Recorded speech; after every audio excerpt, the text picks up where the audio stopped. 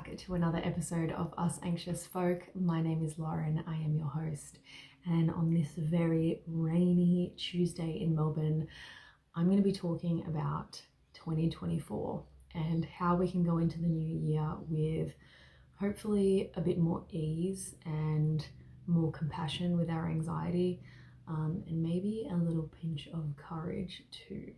So regardless of where you stand on the whole New Year's resolution concept, I think that when we change from one year to another, it's a really great time to reflect on, the year that's gone and who we were in that year and what we learned about ourselves and how we grew and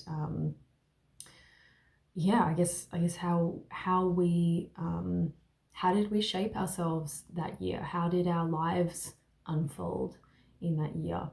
One of the things that I think is helpful, and one of the things that I really like to do, is to think about any good books that I read in the year gone by, any good shows that I watched, any good movies that I watched, any music in particular that I liked. I really like to reflect on all of that and think about what was it about that, that show or that movie or that book. What was it that made me like it so much?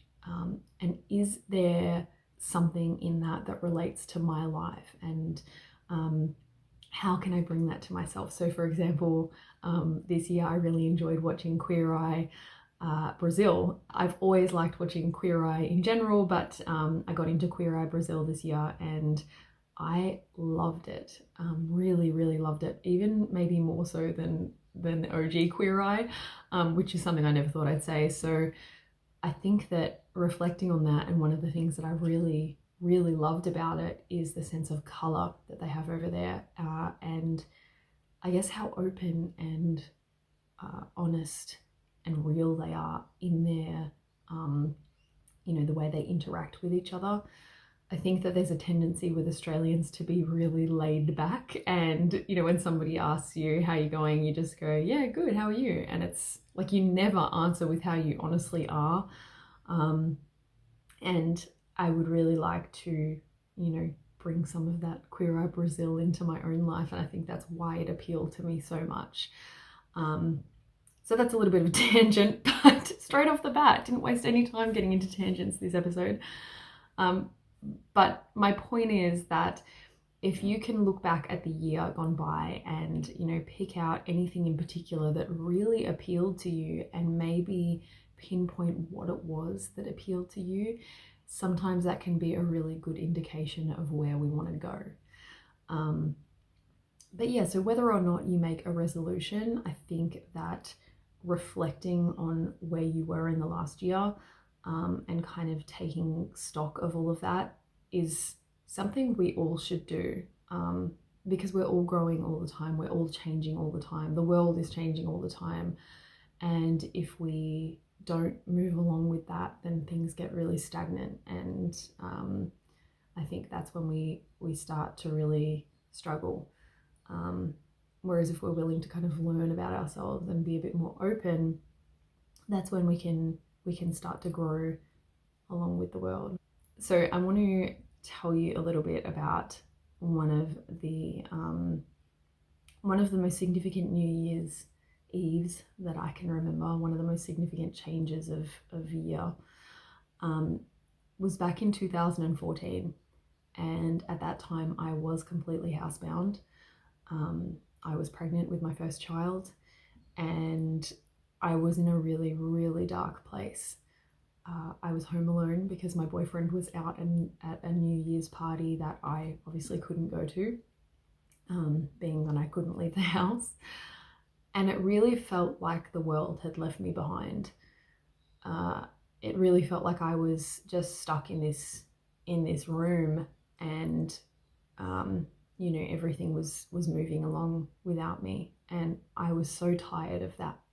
I was so very tired of that. And I remember writing in my journal, "Goodbye 2014, you will not be missed."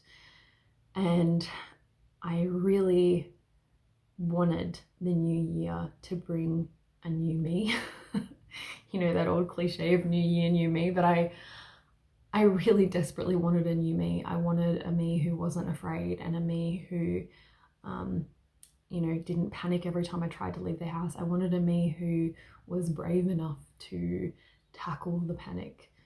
And I was desperate for that to happen. But there was a lot of pressure as well with that. And I think that's where a lot of us get stuck with the whole New Year resolution thing. Even if we are somebody who struggles a lot with anxiety, and, you know, we look back on the year gone by and think, I don't want to have more of that. You know, this coming year, I really want to get out of my comfort zone more. I want to travel more. I want to, you know, get out of the house. I want to be able to drive on my own, whatever it is for you. There's this buildup of pressure, because chances are we've spent a lot of time wanting that already and not having been able to quite grasp at it yet. And so not only is there this sense of pressure, but there's this sense of frustration and this like preemptive sense of disappointment.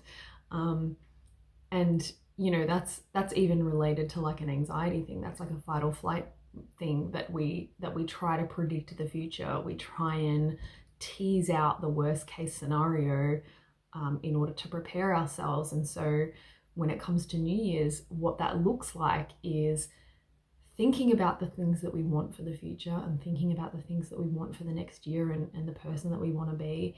And then instantly half of us grabs at that future and pulls all the worst case out of it and brings it to the forefront. And that can be, you know, that disappointment of, but look how many times you've tried to do this already and you've failed. Or, you know, look at how often you've attempted to change your life and you're still where you were, you know, last year.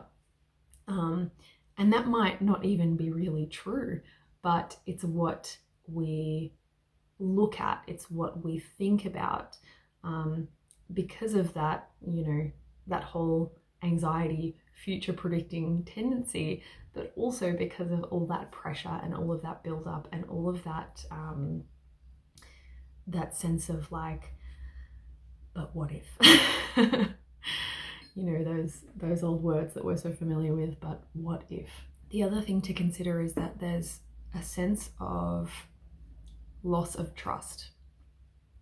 And I think that this happens a lot when it comes to agoraphobia, when it comes to panic attacks, when it comes to anxiety, because it kind of does feel in a lot of ways like your body has let you down, or like your mind has let you down. You know, all those times that I spent thinking, why can't I be normal?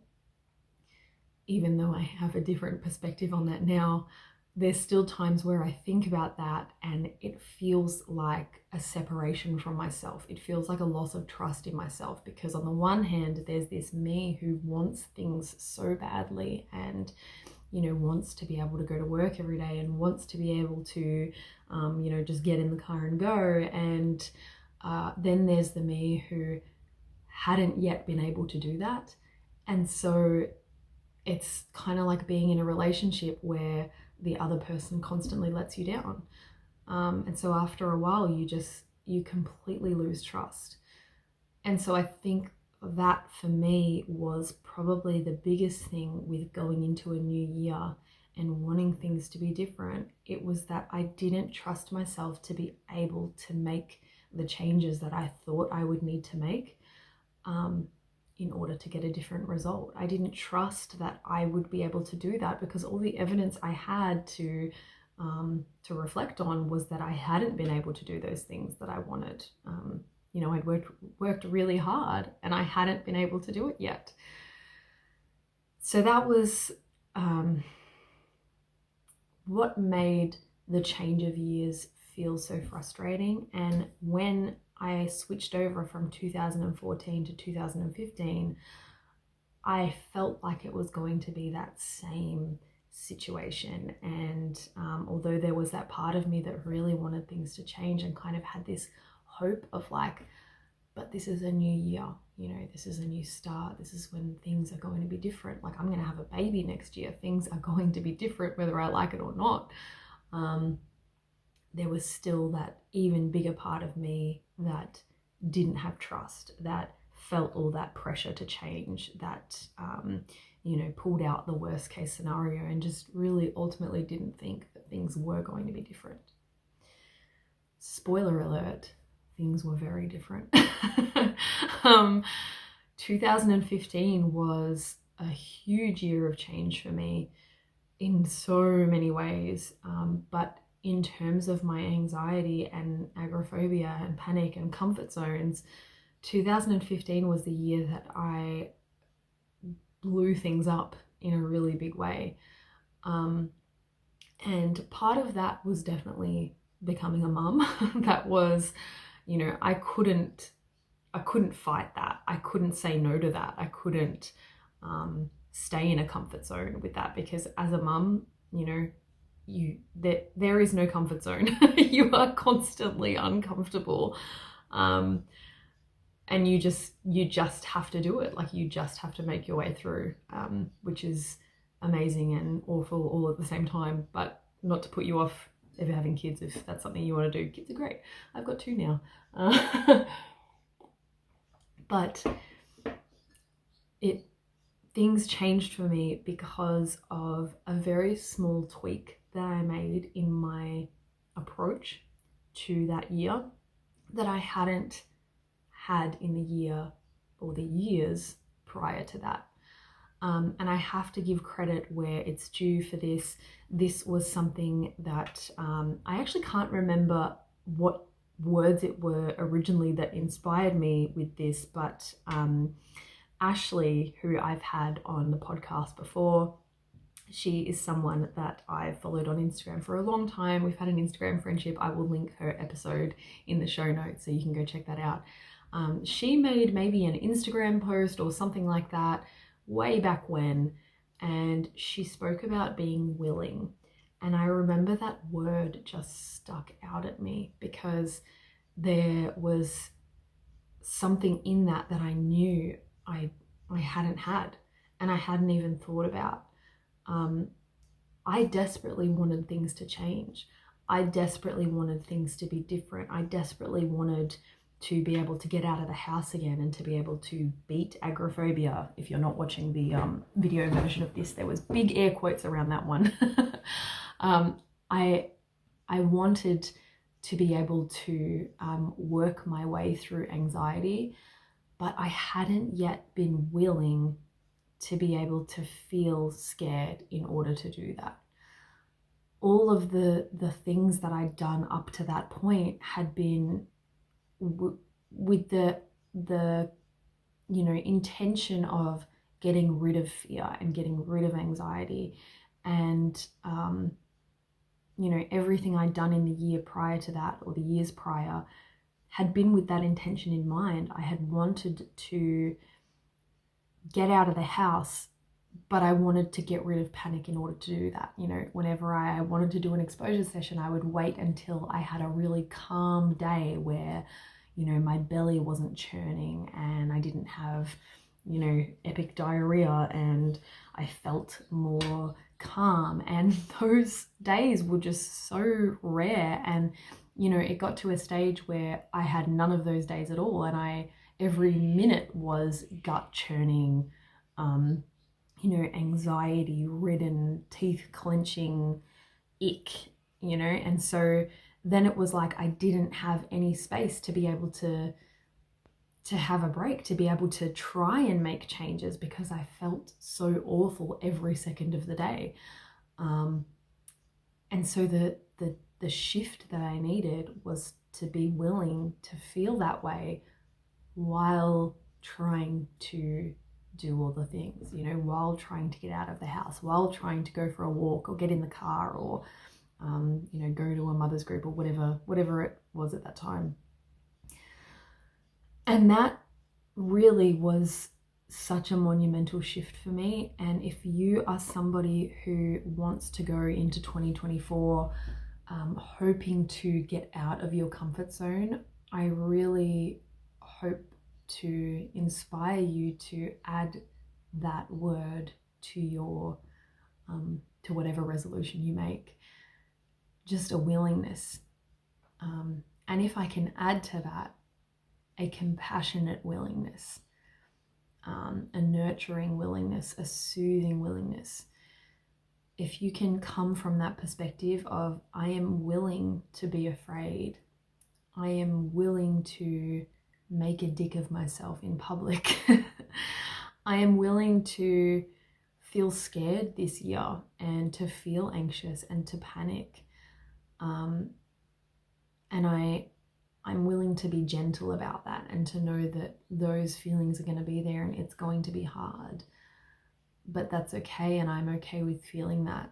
I really think that that is where you can make the most significant, I don't want to say progress, but for lack of a better word, I think that's where you can really take great leaps forward where before you may have felt like you were only going backwards. So I think that needs to be everyone's word for the year for 2024, a willingness. How can you be more willing? Something worth really thinking about. The other thing that I wanted to talk about in terms of going into a new year and kind of reflecting on who you want to be. I have also just released a video on YouTube about identifying your dreams and the kind of future you want to have, which may be something really worth looking into as we head into a new year. I think that it needs to be said that coming at your resolutions, or whatever you want to call them, coming at the new year thinking about what you don't want isn't going to be as helpful as thinking about what it is that you do want. I think we spend a lot of time thinking and, talking and worrying and just obsessing about what it is that we don't want. And we don't spend a lot of time thinking about what it is that we do want. We don't really let ourselves feel into that often enough. And there's a whole load of reasons why we do that. And I spoke about them in the YouTube video, so I'll link that as well in the show notes if you want to go check that one out. All that is to say, spending more time thinking about what you do want rather than what you don't want is really going to help you in terms of, making changes and coming from a more compassionate frame of mind. Because when we are looking at what we don't want, in 2014, when I was thinking, I don't want this for the new year, I don't want 2015 to be another year that I'm stuck at home, that I'm doing the same old thing, that I'm giving into fear. There's so much heaviness with those statements. There's so much rage in those statements and disappointment, and those statements are just laced with distaste for yourself. Whereas flipping that and thinking about what I did want, I want to be willing to feel afraid. I want to be willing to explore motherhood. I want to find out more about who I am. There's a curiosity to those statements, and there's a opening, I think, to those statements. There's a tiny little doorway in them, kind of an invitation to explore. Whereas, with the other ones, it's just bleh. These are all the things I hate about myself, and let's keep harping on about those. Not that that's entirely unhelpful to think about the ways in which maybe you lived out sort of patterns that you don't want to keep repeating. I think it is helpful to identify those, but not to keep framing where you want to go with the mindset of where you've been, you know, because if you're looking backwards while trying to walk forwards, that's when you're going to trip up. That's when you're really going to struggle.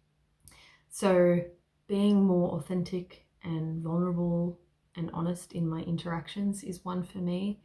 But I think anxiety-wise, something that I really want to work more towards is utilizing breath work, because I know that I recently shared that episode I did with Elia Pritchard, who is a breathwork facilitator.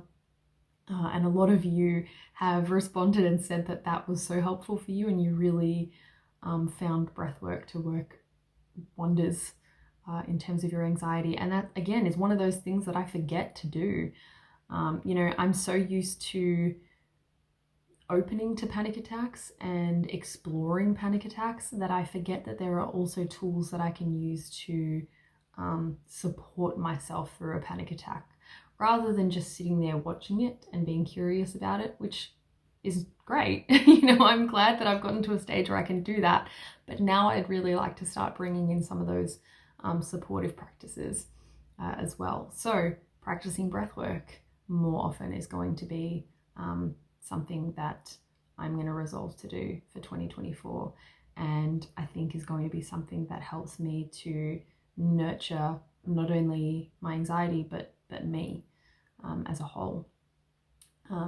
So I would love to hear how you are going to approach 2024. I would love to hear you know, maybe the way you're going to bring in more compassion, maybe the way you're going to bring in more ease, and a bit of courage. What are you going to be willing to do in 2024? Let me know in the YouTube comments if you like. And I'm going to leave you with something that I heard Joe Dispenza say recently when I was listening to a podcast he did with Jay Shetty. He said something to the tune of, we are part human, part animal, part divine. And that really stuck out at me. I think it was such an interesting way of looking at what makes us us. And something that I'm going to consider going into 2024. How can I nurture those parts of myself? How can I nurture the divine in me? How can I nurture the human in me, and how can I nurture the animal in me? Anyway, I hope you all have a fantastic new year. I really am looking forward to 2024 with you all. There's some big things happening on my end this year, and I'm really excited to be more open with it all. I hope you all take care, and I'll see you next time. Bye.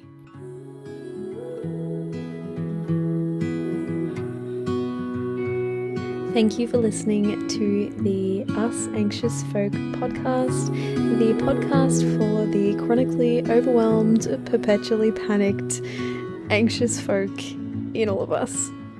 If you would like to find more about me, you can find me on YouTube at Lauren Rose or on Instagram at LaurenR_Rose.